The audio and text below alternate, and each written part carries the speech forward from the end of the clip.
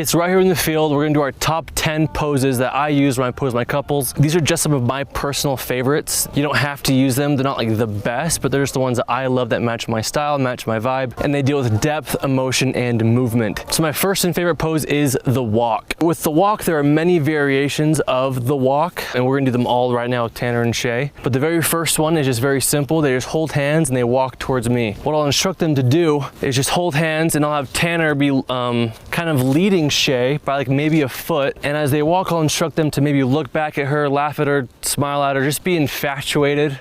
And then Shay, your job is to kind of look down every few steps or look up at Tanner every few steps, just giggly and obsessed. And I'll do that same shot from 3 different angles. So here we go, 3, 2, 1, and we're walking. It's nice and slow. Got that beautiful backdrop behind them, and they'll have them stop and do a little kiss maybe. Oh, here we go. Should be illegal, but it's not.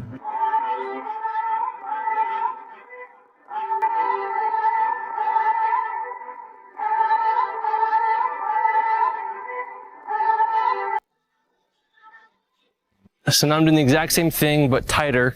That was more of a wide shot. I'm gonna do a tighter shot of Tanner, of Shay, and I can usually split this into one take. Some videographers might say, oh, I'll do it 3 times. Once wide, once for the groom, once for the bride. No, do it twice, once wide, once tight, and just move. Be quick, be on your feet, like that. Here we go. Shay, fix her a little bit, yep, and walking nice and slow.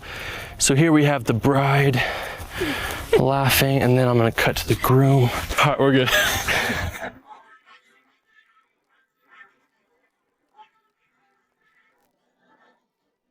Okay, now the next variation of the walk, the drunk walk. So they'll be holding hands. Every few steps, you're gonna kind of be bumping into each other. So you're bumping and laughing and chatting about, you know, married life, I guess. All right, so as you're walking and you're bumping into each other, being all drunk, a little tipsy, boom. See how I'm squatting like a pro? Yep, got it.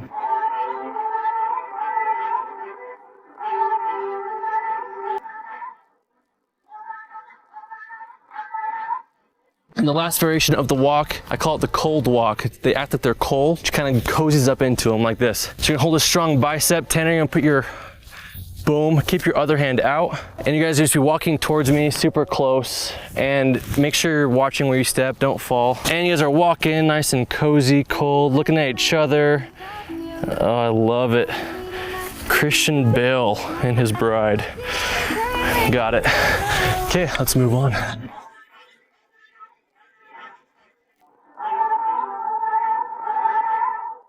Okay, the next one is the run or the jog, whatever you want to call it. And for this one, guys, make sure you ask the bride if she's cool with running. Shay's in flats, and so it's easier to run, but when you have some brides in like tall heels or bad shoes, don't expect them to want to run. Or sometimes in those really tight mermaid dresses and their legs can only do this, don't expect them to run. 2 real variations I do of this, running straight at me and running away from me. I do it from kind of like side to side or front on, head on, maybe towards the sun, but for this shot, I love this backdrop more than I love the sun being behind them. Tanner, if you want to drop the bouquet just behind you, hold hands and run towards me, looking down, Shay, or at each other, laughing. We'll do this a few times, so maybe like a light jog, not like too fast, just like last time. Run kind of like to this bush, that line. And 3, 2, 1, and running. Oh, it has been too long. And pause, nailed it.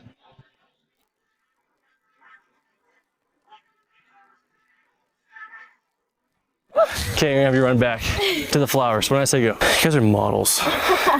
Okay, and this is a cool shot too because Shay's hair is out and loosey-goosey, so we can get some good movement of her hair, of her hair blowing in the wind. She knows. 2, 1, and running.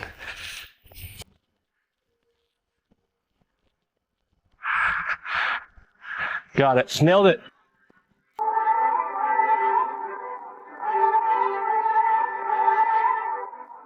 So I want that sun behind him now. Okay, the next pose is the twirl. This is a favorite of mine. Lots of movement, lots of movement.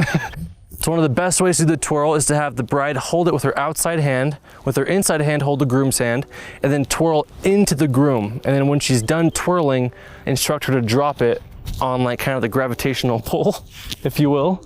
And then it kind of just like goes flying, and it's pretty, and they'll kiss, make out, and yeah, so 1 twirl and then passion. The kiss. You know. 3, 2, 1, and twirl in and let go. Oh my gosh.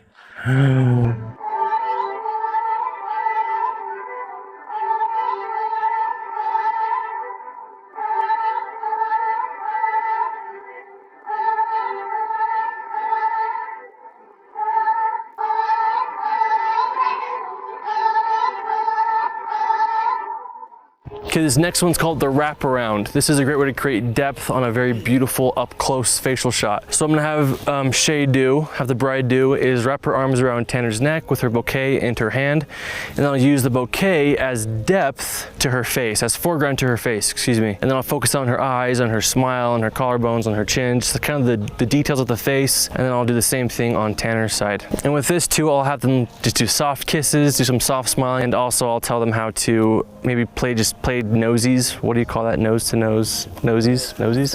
Eskimo kisses. We'll do that, you know, just have some fun. The goal here is to make them just kind of be natural and comfortable and just kind of be cozy. And then Shay, other hand with the bouquet. Boom. Also for this, it's important to have the bride's nose on the closest side of the camera. Yeah, it's the groom's day too, but it's the bride that you want to make look the best. She's way prettier. Well, in this case, it's close. But typically the bride's way prettier than the groom. Okay, so you guys just kind of get a little closer. And then Tanner, I want you to be whispering into her right ear some sweet nothings. And Shay, I want you to laugh kind of upward. Yeah, there we go, like that. Yep. So see, I'm using these flowers as foreground.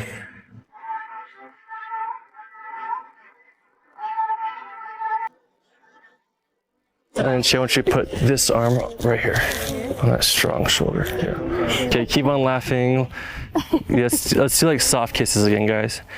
So this is a detail shot. I'm just kind of showing off her necklace there, her collarbones, the shadows, and then her smile.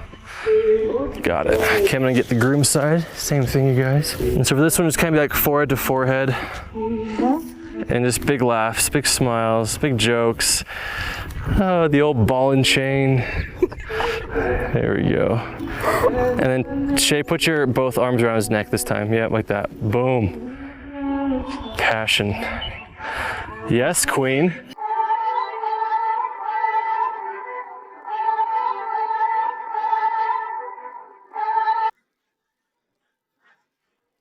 So that was that. This is called the cozy. This is number 5. This one is just more like being still. It's not about movement, it's not about emotion. It's about just capturing the scenery and the outfits, the wedding getup, just them as people in love, and just being still. So I'm gonna have Tanner stand there and kind of shake, kind of nestle up into him, and just kind of rest her head on his chest. Some couples, you can't do that. Sometimes the bride's taller than the groom, or they're close, you know? And so this is obviously case by case, but I'll show you how gorgeous this looks, and I'm gonna do a few variations of this same pose. So this first one's called the cozy. And then Shay, look at me. Okay, Tanner, look into your right again, my man. Go. And Shay, chin up a little bit. And looking at me, Shay. Cute. Shay looking at Tanner. Yo, handsome Christian Bale. Yo, Batman. Batman, look at her. Yeah, there we go. Does he not look just like him?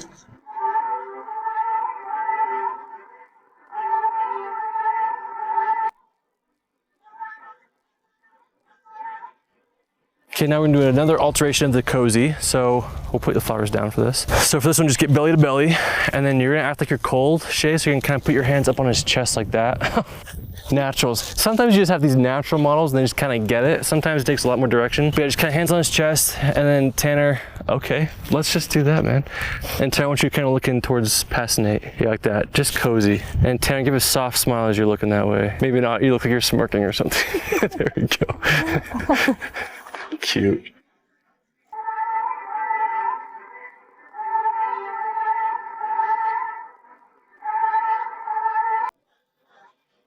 All right, the next one. Oh, this is my favorite one, the stoic. This is number 6, the stoic. This is my favorite shot ever. I don't know why. It's same, kind of like the cozy. It's more about the scenery and them than it is about movement and depth. So I'm gonna have, holding your bouquet. So I'm gonna have them just stand here maybe separate by like a foot. They're gonna hold hands and they're gonna look opposite directions. And I'm literally just gonna film them static. I'm not gonna film movement. I'm not gonna push in or pull out. I'm just gonna film this scene happening with a little bit of shake. So it's obviously a video, not a picture. And we'll do 2 variations of this to kind of give you guys an idea. I might get super wide. Okay guys, just hold it right there. So I'm just resting my glide cam on my leg here and filming them do nothing. And then guys, when I say go, just look at each other and then smile. And look at each other. Cute. Love that shot.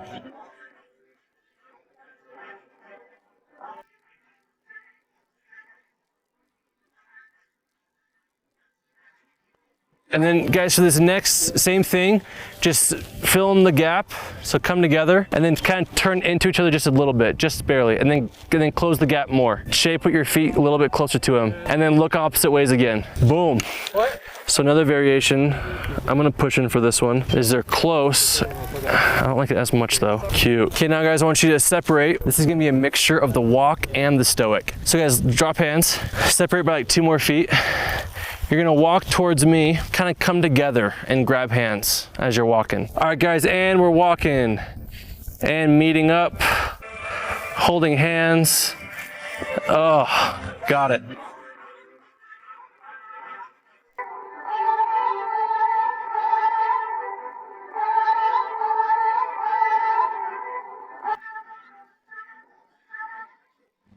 Number 7 is called Sweet Nothings. This is when we want the bride and the groom to just kind of be each other. And I'll have the groom whisper sweet nothings into his bride's ear, whatever he wants to say, just to kind of get this natural, almost humorous reaction out of the bride, because you want to show off her smile and so forth. And there's 3 variations I like to do with this one. First one is have you guys arms around each other's waists. Yeah, hands on her waist. Let's see where I want you. Yeah, like that. And so I'm gonna have Tanner burrow into her ear again, like he did before. This one? Yeah. And then she's gonna kind of look up. Maybe I'll turn a little bit this way, guys. So facing this, boom. And when you're laughing, you're kind of laughing up more. Yeah.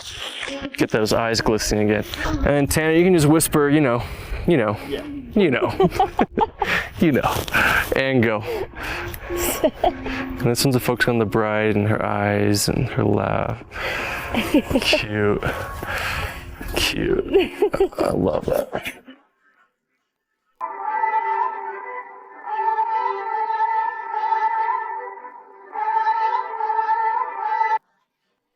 For this one, I'm gonna incorporate movement and the sweet nothings. So actually, Tam, I'm gonna start 3 feet back, and you can kind of walk up behind her and just grab her and kind of put your head right here and start whispering and kind of kissing her neck and her cheek right here. Just attack her with kisses. And then you're just gonna grab his arms and grab something around your waist, and you guys are just like laughing into each other. 1, 2, 3. There we go. There we go. So you're just attacking her with kisses, and look how cute it looks. Just gets a natural reaction. They're kind of swaying, got some movement, got some depth. Gorgeous.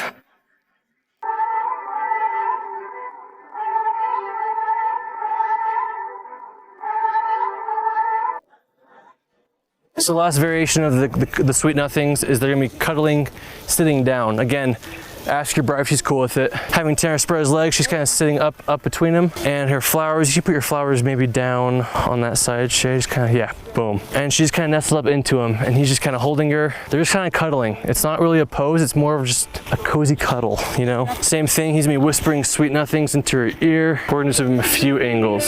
Some more laughing, cozy. Got it. Boom.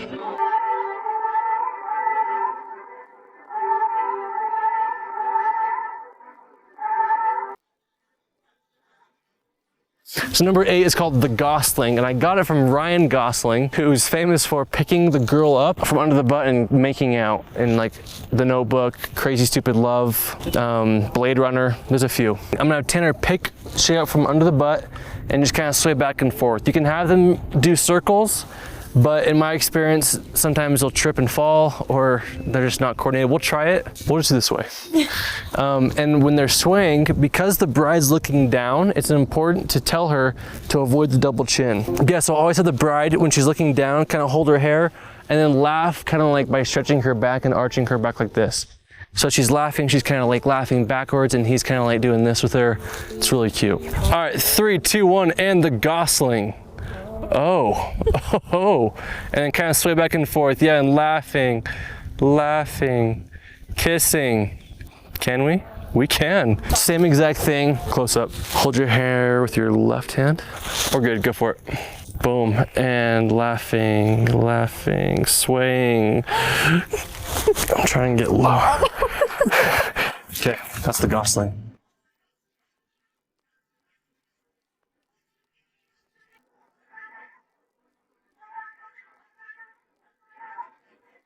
Next up, number 9 is the veil. Now, Shay didn't have a veil, so we weren't able to show you what the veil shots look like with them, but I'll show you some of my other couples in the past of when I used this pose to create a beautiful image. So my first variation is when I have the bride and the groom get belly to belly, and then I'll have a friend or the photographer hold the veil slightly in front of the camera to create depth. I'll instruct the person holding the veil to kind of move it back and forth slowly, or hopefully let the wind catch it. And while they're doing that, I'll instruct the couple to be stoic, or calm, or even laugh or kiss, and get a huge variety of emotions with this pose. And it's gorgeous. Another shot with the veil I love is when I drape the veil over their heads and go under it with them. I capture tight details of their smiles, their collarbones, their eyes, their kisses, and it kind of creates this dreamy, cloud-like romance. Really pretty. And my last variation is having a friend or photographer toss the veil in the air, and I'll film it as it descends. I'll have the couple kissing, dip kissing, or being stoic. And this personally, this variation is my absolute favorite. Let me show you some of the results.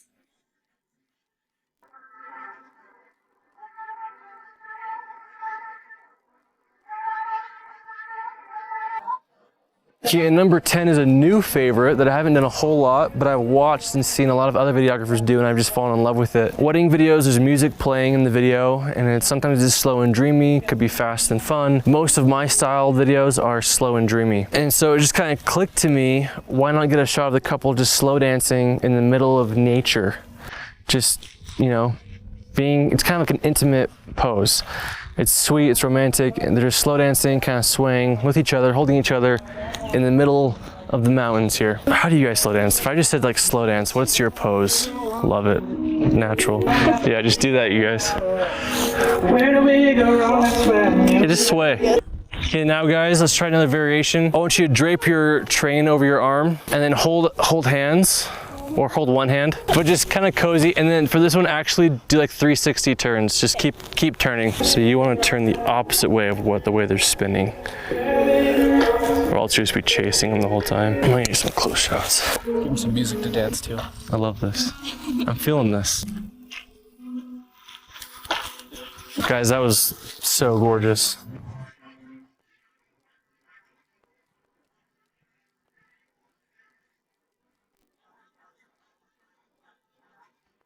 Okay, so those are the top 10 poses that I use for my couples. There's obviously a few more and variations of those 10, but honestly, rarely do I use any others than those 10 that we just showed you. I'll show you the final video of where we did all those 10 in variations, different locations, different places to create a gorgeous, stunning bridal video. You guys want to do the punch with me? If you have any further questions, please let us know.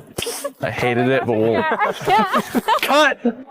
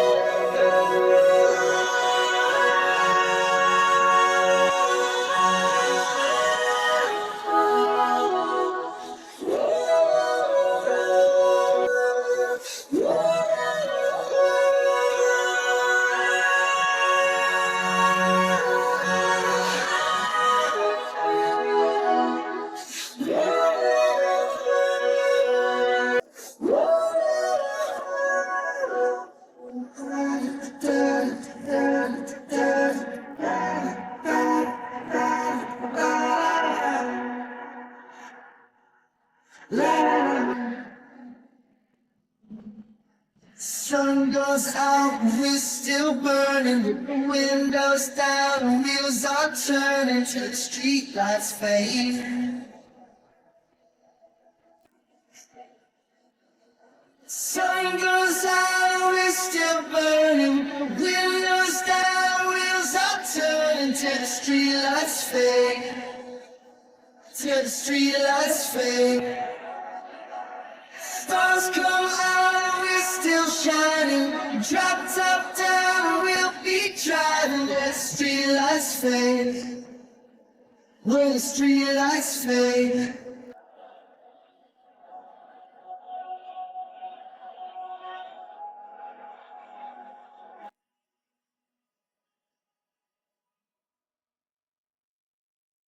Receptions and details. This is a topic I am very excited to talk about because it can be such a challenge. You're dealing with low light, a lot of very fast and short events like the bouquet toss and garter toss, the cake cutting, the dances, the details and the food that if you don't get right away, the guests will ruin, the grand exit, and so much more. So in this video, we'll be talking about it all, which will hopefully make shooting receptions a lot easier for you. First things first, preparation. What should you prepare for? Depending on the length of the reception, I usually will bring about 2 to 3 extra fully charged batteries for my camera. I also bring the charger just in case. I've used it before. For a full day of shooting, I go through about 2 to 3 batteries. As for card space, I use the 1DX, which shoots stupidly large files, so I have a half a terabyte CFast 2.0 card, which costs about $700. If you don't shoot on the 1DX, a 256 gigabyte card should be great for you. Like on the Sony a7 III, the file sizes are about 5 times smaller, so a 256 gigabyte SD card would work just great. As for camera equipment, as I've mentioned, I shoot my weddings on my Canon 1DX Mark II. As for lens choice, I typically keep my lens a prime lens, like the 35 or 50 millimeter. These lenses to me are able to get everything that I need to, even small detail shots like the ring. First thing you're going to want to do when you show up to the reception is capture details. I would recommend showing up at least an hour early so that the venue is empty and untouched, allowing you to get shots of the decorations, the food, and everything else without people in the background ruining it. A lot of the details probably have special meaning to the couple. Remember, the bride probably spent some good money on all those details, so make sure you capture that as much as you can. So before we dive into the events of the reception, I want to give you guys some tips and tricks for how I capture details. And for me, it comes down to one word: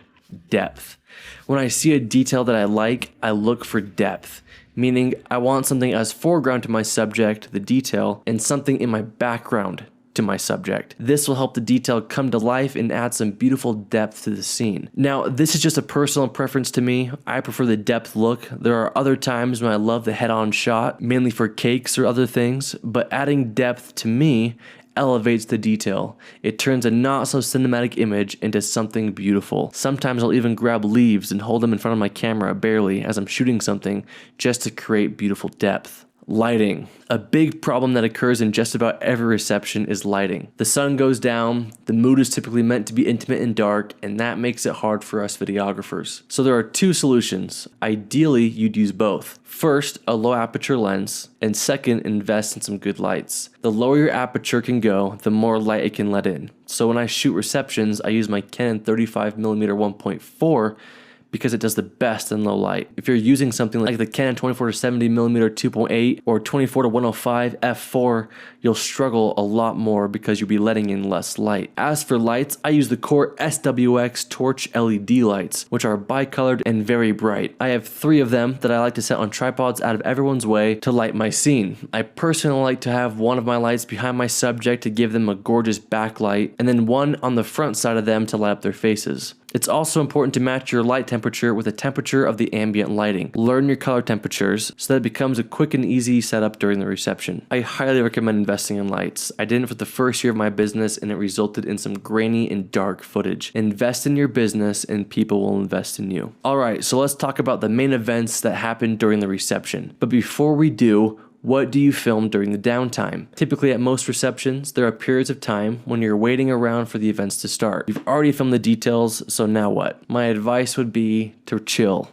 Relax, breathe, make sure your equipment is all set up for the next event. Your settings are all dialed in, you know where the bride is, and you're ready to go. Don't be afraid of downtime. Usually there's a dinner before the reception. A lot of videographers like to film the guests eating. I personally do not. I've learned that the guests don't like a camera in their face as they eat the food, especially in slow motion. Unless the bride specifically asked me to film people while they eat, I don't. I just focus on the food and the couple and the details. When the dinner starts, once the bride and the groom sit down with their food, so do I. I tell the couple that I eat when they do, or else I'll miss the events before and after. This gives me a good 50 minutes to eat before the toasts usually start. Which brings me to the toasts. Before the wedding, communicate with the couple if they want the toast and the speeches at their wedding recorded. If yes, plan accordingly. Typically at every reception, they have a DJ with a sound system, and they pass a mic around to each person giving the speech. Just follow the same instructions in the ceremony audio video to hook your recorder up to the box in order to capture the audio. If there isn't a DJ with an audio box, you can either lob up each person giving a speech or just sit really close to them and point your mic directly at them. Even if the bride doesn't care about the speeches being recorded, you should anyway. You never know what will be said, and if you want to use the speeches in the video or sell the raw footage to the bride afterwards, which happens to me often. I shoot the speeches and toasts at 24 frames per second, and if possible, I have one camera pointing directly at the person giving the speech and another camera pointed directly at the bride and the groom to capture their reaction. The first dances. There are typically 3 first dances that happen during the reception: the bride and the groom, the daddy-daughter dance, and the mother and son dance. When filming these dances, I'm looking for 3 things: emotion,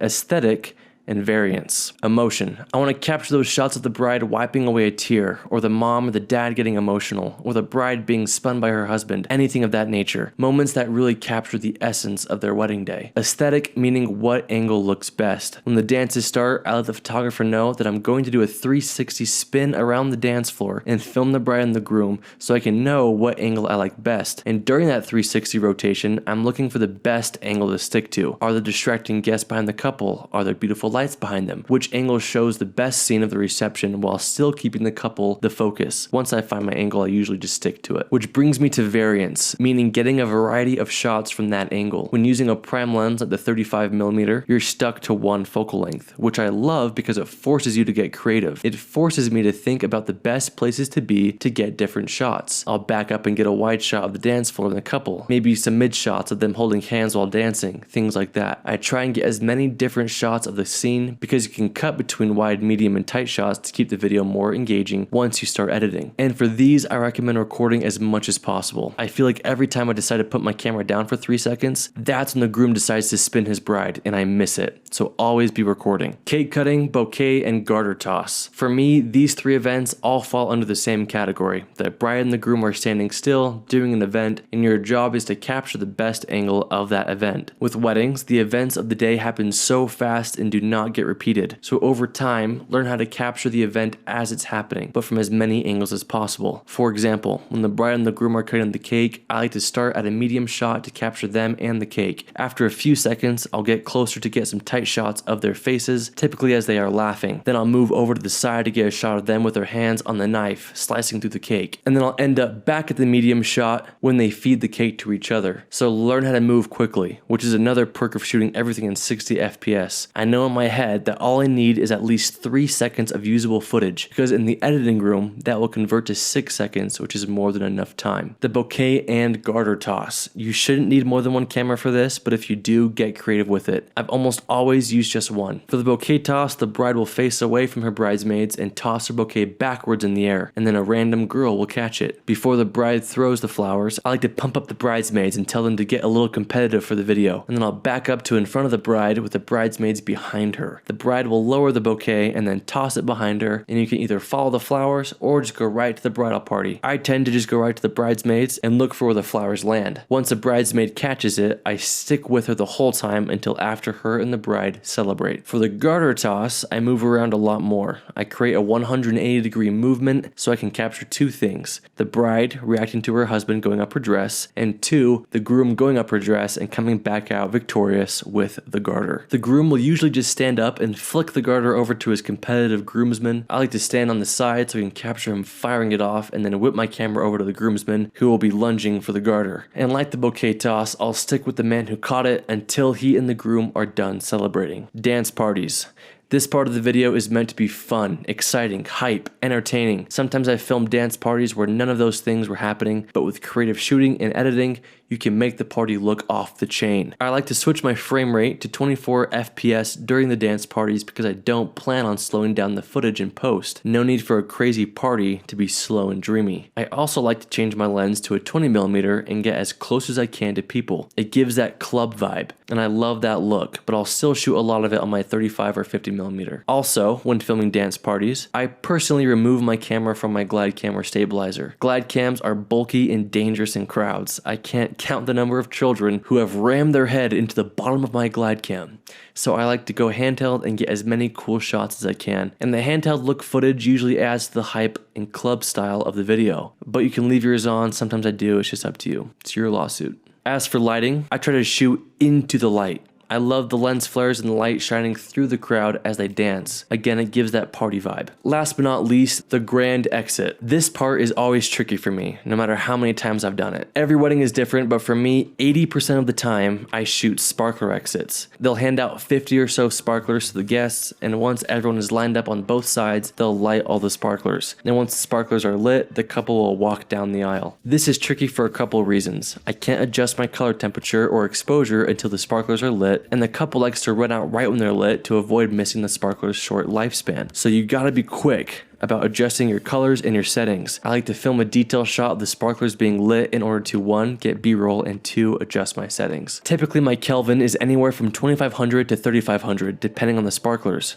but I'll use my color balance to pump more blue into it if it's still too red and orange. I coordinate with the photographer on the best angles to get. Typically we stand in the middle, shoulder to shoulder, and walk backwards with the couple, or we wait at the end and capture them walking down. One of us will yell at them to stop and kiss if they don't already, and we'll make sure that we both capture it. Then if they have a getaway vehicle, we'll film them getting inside. When they're driving away, I always go to the bride's side because more times than not, she likes to lean her head out the window and wave goodbye. And there you go. That is my process for shooting a reception. Main things to remember: look for depth. Depth creates an aesthetic and helps your footage look more cinematic. Coordinate with the photographer so you both can be at the same place, same time with the best possible angle. Follow the bride and the groom around and capture everything and anything that you know will make for a good shot in the video. Again, the more you film receptions, the easier it will be, and the more confident you'll be with the schedule and where to be. That's it for filming receptions. You guys can check out the virtual job shadows for Parker and I filming receptions, and if you guys have any further questions, please let us know.